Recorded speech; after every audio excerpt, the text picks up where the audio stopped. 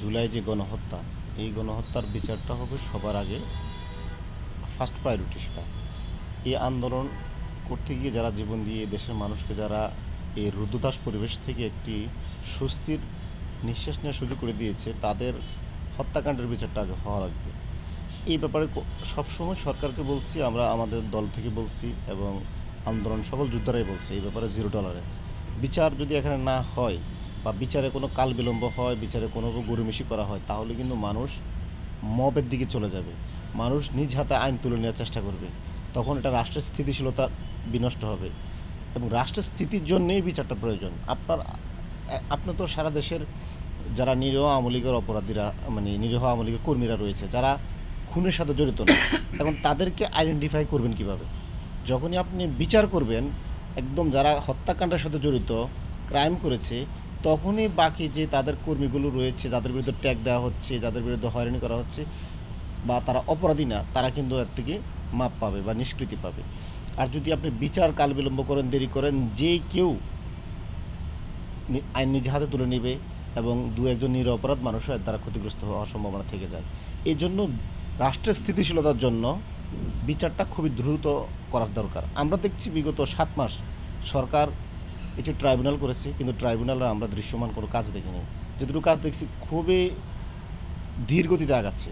এটা দেশের মানুষ এই ট্রাইব্যুনালের প্রতি সন্তুষ্টি নাই এবং দেশের মানুষ মনে করছে এটা কালক্ষেপণ হচ্ছে। 7 মাসে সরকার তেমন বড় কোনো অপরাধীদেরকেই গ্রেপ্তার করতে পারেন নাই। অনেকে দেশ থেকে পালিয়েছেন এবং যারা দেশে আছেনও এরকম অনেক অনেক অপরাধী যারা সরাসরি বন্দুক নিয়ে আপনার বিপ্লবীদেরকে খুন করেছেন, তাদের ফুটেজ দেখে এখনও গ্রেপ্তার করতে পারে না, তারা দেশে আছেন। তাহলে ট্রাইব্যুনালও কাজ করছে না, সরকারের প্রশাসনও কাজ করছে না। সুতরাং এই বিচার নিয়ে দেশের মানুষ খুবই অসন্তুষ্ট এবং বিক্ষুব্ধ এবং আমি মনে করি এটা যত দ্রুত সরকার করবে ততই দেশের মানুষকে শান্ত রাখা সম্ভব হবে। সরকার যদি কালক্ষেপণ করে, দেশের মানুষ দিন দিন এই ব্যাপারে আরও বেশি বিক্ষুব্ধ হবে। কিন্তু সরকার কেন পারছে না, আপনারা কি মনে করছেন? আমরা মনে করছি সরকারের যারা দায়িত্ব রয়েছে, বিশেষ করে আইন মন্ত্রণালয়, আমার মনে হচ্ছে সেখানে কোনো ঘাপলা রয়েছে। এই ঈদে জামা জুতো অ্যাক্সেসরিজের ডিসকাউন্ট। আমরা এখন তো যাদেরকে অ্যারেস্ট করে মন্ত্রণালয় দেওয়া হয়, মানে আপনার আদালতে তোলা হয়, তখন তো বাকিটা মন্ত্রণালয়ের কাজ। আমার মনে হচ্ছে আইন মন্ত্রণালয় এবং আদালত এটা ভালোভাবে ফাংশনিং করছে না। সরকারকে এখানে বিশেষ যে ট্রাইব্যুনাল আছে তার থেকেও মনে হয় আরও বিশেষ কোনো ট্রাইব্যুনাল করা উচিত, যেখানে আরও বেশি তাড়াতাড়ি এই বিচারটা করা সম্ভব। তাড়াতাড়ি করে কোনো ভুল করুক সেটাও আমরা চাই না, কিন্তু বিচার এমন লেন্দি করা যাবে না যেটা জাতীয় নির্বাচনের পরেও মানে বিচার পাবে না, এই ধরনের আশঙ্কা থেকে যাবে। আমরা দলীয় স্ট্যান্ড হচ্ছে জাতীয় নির্বাচনের আগেই দৃশ্যমান বিচার এবং বিচার কার্যকর।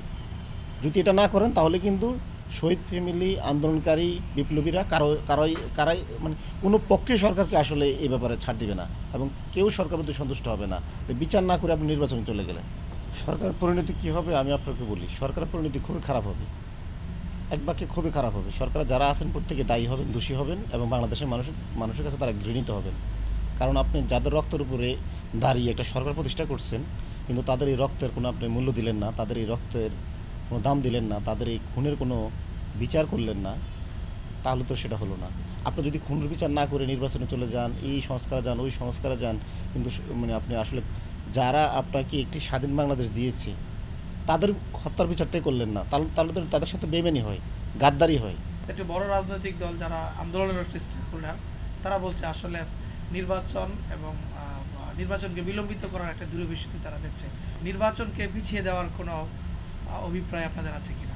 আচ্ছা, আপনি তো বড় একটি দলের কথা বললেন, বিশেষ করে সেটা বলে বিএনপিকে বলতে হয়, যারা খুব দ্রুত নির্বাচন চাচ্ছে, নির্বাচনটাকে তারা মুখ্য মনে করছে, বিচারটাকে তারা গৌণ মনে করছে বা এটা দ্বিতীয় তৃতীয় স্তরের কাজ মনে করছে। আমরা এদের সাথে দ্বিমত করি।